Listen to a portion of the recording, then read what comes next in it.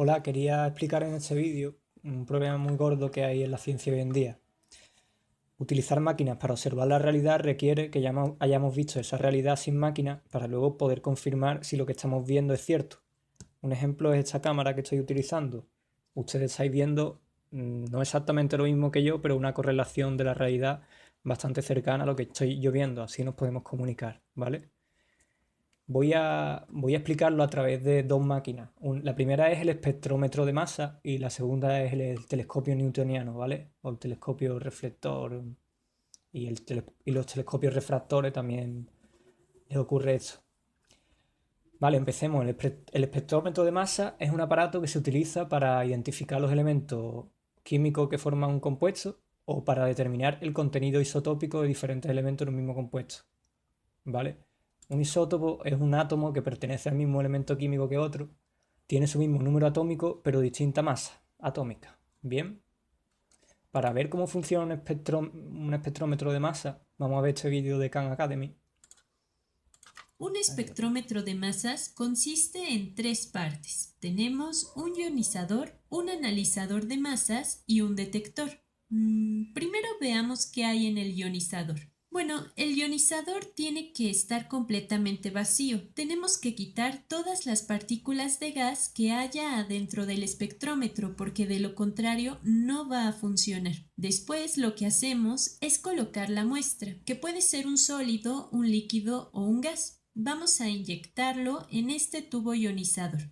Y luego vamos a golpear la muestra con electrones, es decir, que los electrones se van a mover a través de la muestra. Tenemos un pequeño tubo de rayos catódicos que produce todos esos electrones y así es como podemos arrancar los electrones de la muestra al mismo tiempo que se crea un cierto número de iones positivos. Entonces, aquí vamos a ionizar la muestra. Seguirá siendo la muestra, pero estará ionizada y sin electrones. ¿Vale? Pongamos que todo esto es real, ¿vale? Que se puede crear el vacío completo, lo cual para mí no es real.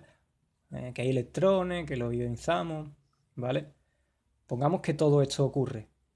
Ok, ahora vamos con el analizador de masas. Aquí solo tenemos dos partes, un campo eléctrico, que observen que es negativo porque queremos mover los iones al analizador de masas, y después tenemos un imán que direcciona circularmente el desplazamiento de los iones. Darle dirección a los iones es como dar la vuelta en una esquina, y por ejemplo, si estamos muy pesados, es más difícil dar la vuelta. Entonces, aquí es en donde sabremos cuál es la diferencia entre las masas de esos iones. Y finalmente vamos con el detector. El detector consiste en dos cosas, un multiplicador de electrones, que esencialmente es una placa en la que cuando choca un electrón se desprenden otros electrones que a su vez chocan con la siguiente placa hasta que obtenemos una señal. Y esa señal tiene que ser amplificada, pero también podemos enviarla a una computadora y así podremos obtener el espectro que generan las diferentes masas. Ahora, lo primero que tenemos que hacer es calibrar el dispositivo. ¿Y eso cómo se hace? Bueno, empezamos enviando algunos iones. Y miren, aquí este ion no golpeó el detector. ¿Por qué? Bueno, eso es porque la fuerza del imán está muy alta y al disminuir la fuerza del electroimán, si lanzamos otro ion, podemos ver que ahora el imán no es lo suficientemente fuerte. Pero bueno, simplemente lo ajustamos y ahora al lanzar más iones podemos ver que ya calibramos el espectrómetro. Ahora, ¿cuál de estos iones será más pesado? Bueno, los iones más pesados son los que no pueden dar la vuelta muy bien, así que terminan por aquí, mientras que los iones más ligeros terminan por acá. Espera, terminan unos por aquí, otros por acá, pero como ha dicho bien, si nosotros bajamos la intensidad, a lo mejor termina por aquí, y si subimos la intensidad, termina por aquí. ¿Cómo calibramos esto realmente? Problema.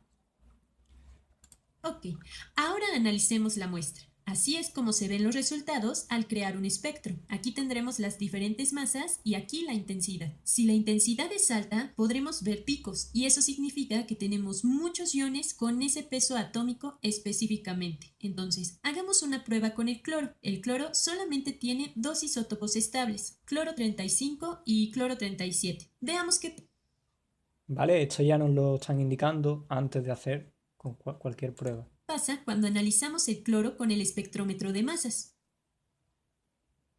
Ok, lo que encontramos es que efectivamente hay dos tipos de iones, porque tenemos dos picos. Y miren, uno corresponde al cloro 37, que tiene los iones más pesados, estos que tenemos aquí, y que no dieron la vuelta tan fácilmente. A ver, veamos nuevamente cómo se movieron los iones. Aquí podemos ver que los iones de cloro 37 no dan muy bien la curva y también podemos ver que tenemos más iones que corresponden a una masa atómica de 35. Ok, y una vez que tenemos esto, podemos calcular la masa atómica promedio. ¿Y cómo la calculamos? Bueno, aquí tengo unos valores que tomé de Wikipedia para los dos isótopos estables que existen en el cloro. Y estas son las masas actuales basadas en el número de protones, neutrones y electrones que... Bien, y ahora lo que hace es calcular las masas fijándose en qué parte del espectro han dado, ¿vale? Me sale como un cuarto del isótopo 37 de cloro y tres cuartos del isótopo 35, ¿vale? Y mi pregunta es, ¿cómo sabemos que realmente estamos viendo este isótopo si nunca lo hemos visto sin una máquina? ¿Cómo sabemos que todo esto es cierto? ¿Vale? Y es que a lo largo del tiempo se han ido haciendo diferentes espectrómetros de masa. Y si, todo esto sin contar el problema de la calibración que veíamos antes. Si yo lo calibro más bajo, a lo mejor tenemos uno en 34 y 36. Bueno, ¿qué significa realmente el isótopo de cada elemento si jamás hemos visto ningún átomo como hemos visto en vídeos anteriores? Es todo una completa locura. Vamos a verlo ahora en la vida real.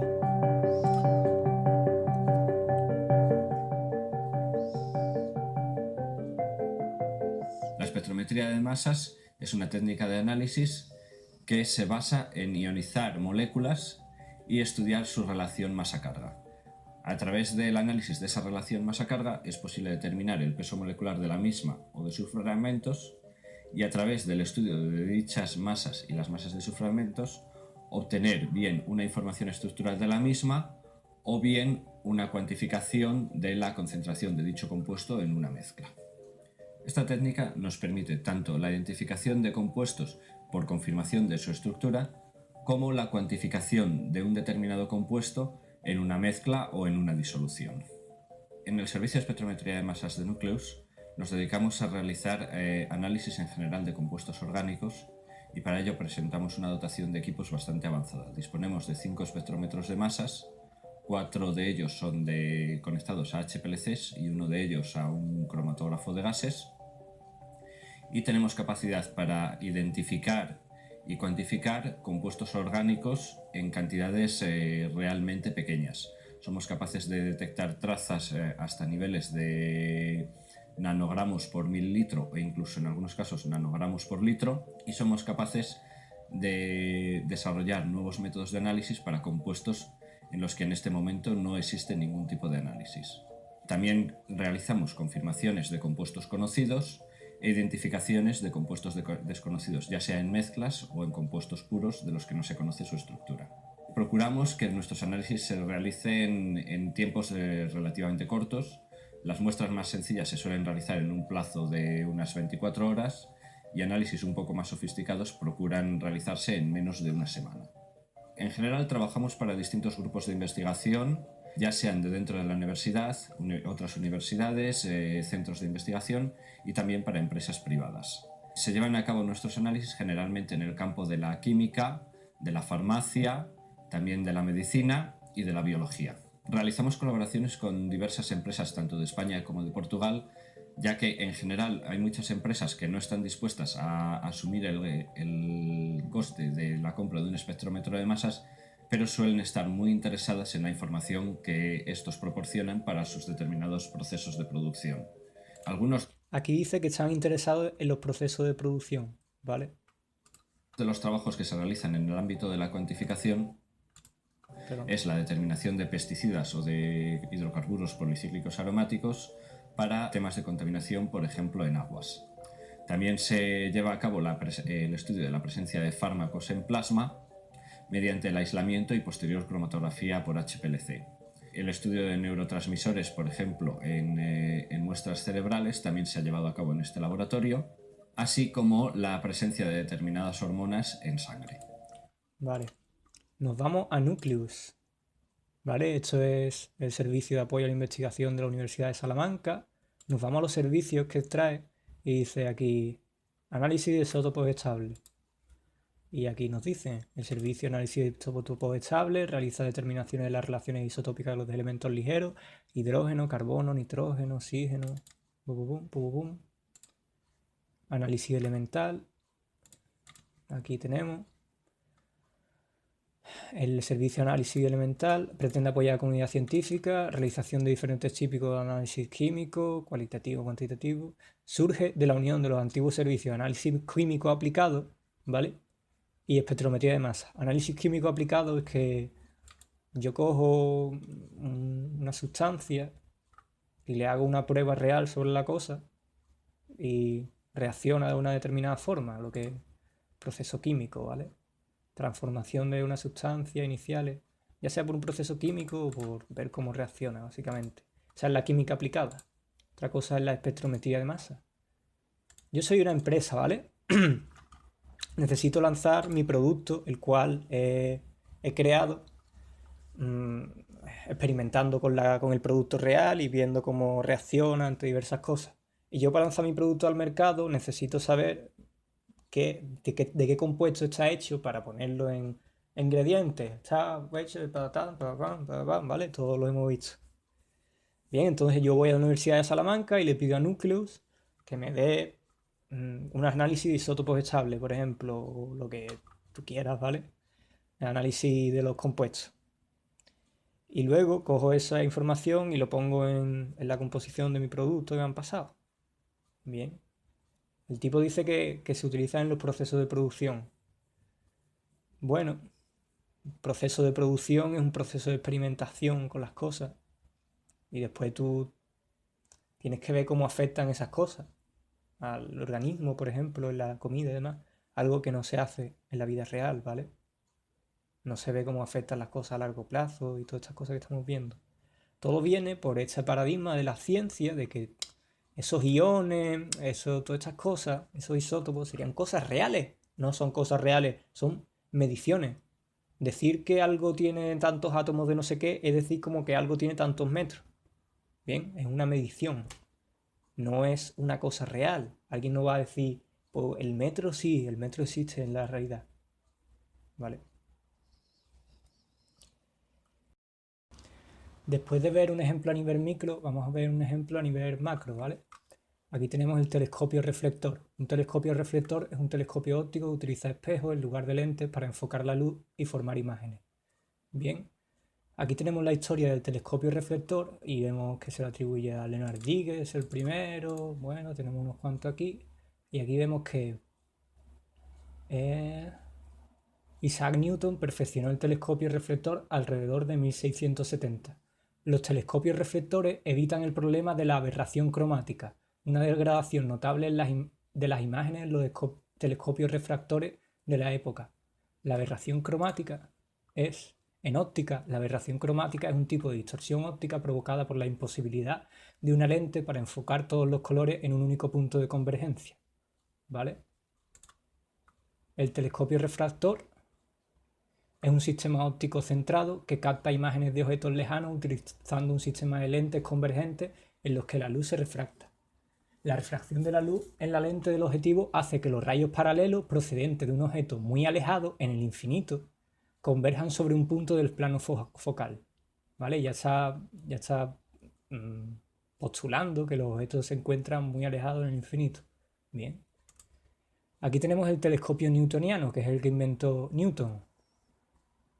¿Vale? Cuando nosotros vemos la portada del disco de Pink Floyd, básicamente está explicando esto. Vienen en los colores que nosotros observamos la realidad, pum, lo enfoca en un punto y ahí te da el objeto. Bien, entonces, si entendemos esto, entendemos por qué, si tú miras al cielo con un telescopio newtoniano, como vemos en este vídeo, ¿vale?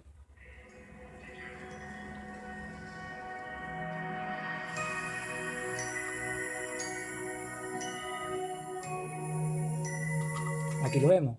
Orion XT110 Newtonian Telescope, ¿vale?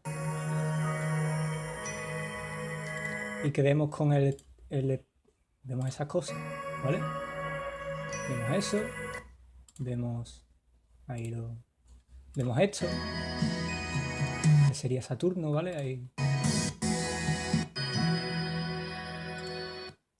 Bien, vemos esto. Entonces, si nosotros enfocamos al cielo con una cámara Nikon P900, nosotros vemos este tipo de imágenes.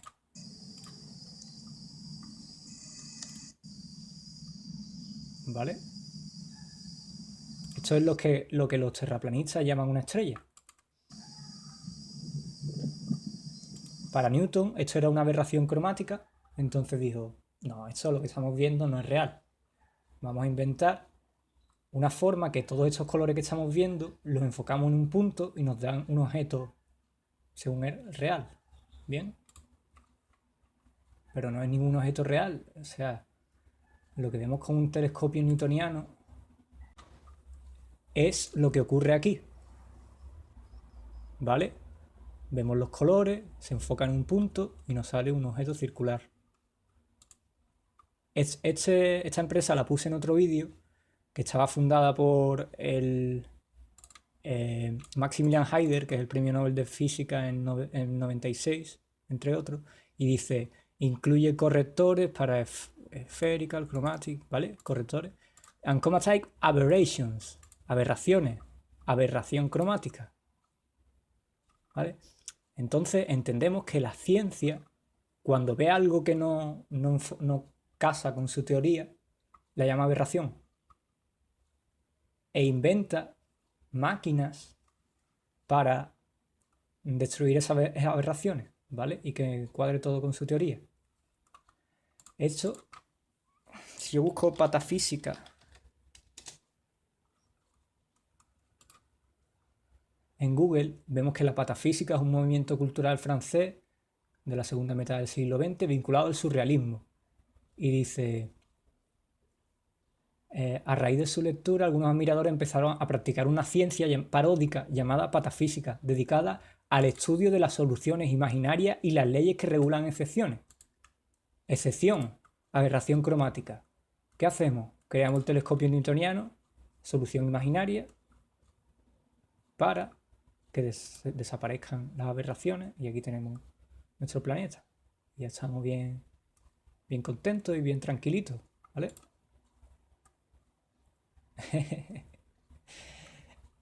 Es así, es literalmente patafísica, ¿vale? Yo qué quiere que les diga. Pero no podemos decir, no, esto es verdad, no sé qué, no sé cuánto, ¿vale? Es verdad, pero porque lo estás viendo con un telescopio. Eso es verdad porque lo estás viendo con una Nikon, ¿vale? Y las cámaras, no sé si enfocan exactamente las cosas que estamos viendo en la realidad, pero aquí estáis viendo mi mano, ¿vale? Y yo lo estoy viendo. Entonces las cámaras, para mí, enfocan mejor la realidad que un telescopio, por cómo está hecho el telescopio, nada más, ¿vale? Y básicamente esto es lo que quería explicar. No podemos usar máquinas. ¿Cómo sabía Newton que se estaba produciendo una aberración cromática si no había visto antes las estrellas? Esto es lo que quería explicar. No podemos utilizar máquinas para observar la realidad si no hemos visto antes la realidad sin esas máquinas, ¿vale? Así que aquí concluye el vídeo, espero que haya gustado, nos vemos en el próximo. Dar la vuelta. Entonces, aquí es en donde sabremos cuál es la diferencia entre las masas de esos iones. Y finalmente vamos con el detector. El detector consiste en dos cosas. Un multiplicador de electrones, que esencialmente es una placa en la que cuando choca un electrón se desprenden otros electrones que a su vez chocan con la siguiente placa hasta que obtenemos una señal. Y esa señal tiene que ser amplificada, pero también podemos enviarla a una computadora y así podremos obtener el espectro que generan las diferentes masas. Ahora, lo primero que tenemos que hacer es calibrar el dispositivo. ¿Y eso cómo se hace? Bueno, empezamos enviando algunos iones. Y miren, aquí este ion no golpeó el detector. ¿Por qué? Bueno, eso es porque la fuerza del imán es... Hola, quería explicar en este vídeo un problema muy gordo que hay en la ciencia hoy en día. Utilizar máquinas para observar la realidad requiere que ya hayamos visto esa realidad sin máquinas para luego poder confirmar si lo que estamos viendo es cierto. Un ejemplo es esta cámara que estoy utilizando. Ustedes estáis viendo no exactamente lo mismo que yo, pero una correlación de la realidad bastante cercana a lo que estoy yo viendo. Así nos podemos comunicar, ¿vale? Voy a explicarlo a través de dos máquinas. La primera es el espectrómetro de masa y la segunda es el telescopio newtoniano, ¿vale? O el telescopio reflector y los telescopios refractores también les ocurre esto. El ionizador tiene que estar completamente vacío. Tenemos que quitar todas las partículas de gas que haya adentro del espectrómetro porque de lo contrario no va a funcionar. Después lo que hacemos es colocar la muestra, que puede ser un sólido, un líquido o un gas. Vamos a inyectarlo en este tubo ionizador. Y luego vamos a golpear la muestra con electrones, es decir, que los electrones se van a mover a través de la muestra. Tenemos un pequeño tubo de rayos catódicos que produce todos esos electrones y así es como podemos arrancar los electrones de la muestra al mismo tiempo que se crea un cierto número de iones positivos. Entonces, aquí vamos a ionizar la muestra. Seguirá siendo la muestra, pero estará ionizada y sin electrones. ¿Vale? Pongamos que todo esto es real, ¿vale? Que se puede crear el vacío completo, lo cual para mí no es real. Que hay electrones, que los ionizamos, ¿vale? Pongamos que todo esto ocurre. Ok, ahora vamos con el analizador de masas. Aquí solo tenemos dos partes, un campo eléctrico, que observen que es negativo porque queremos mover los iones al analizador de masas, y después tenemos un imán que direcciona circularmente el desplazamiento de los iones. Darle dirección a los iones es como dar la vuelta en una esquina, y por ejemplo, si estamos muy pesados, es más difícil. Vale, empecemos. El espectrómetro de masa es un aparato que se utiliza para identificar los elementos químicos que forman un compuesto o para determinar el contenido isotópico de diferentes elementos en un mismo compuesto. ¿Vale? Un isótopo es un átomo que pertenece al mismo elemento químico que otro, tiene su mismo número atómico pero distinta masa atómica. Bien, para ver cómo funciona un espectrómetro de masa, vamos a ver este vídeo de Khan Academy. Un espectrómetro de masas consiste en tres partes. Tenemos un ionizador, un analizador de masas y un detector. Primero veamos qué hay en el ionizador. Bueno,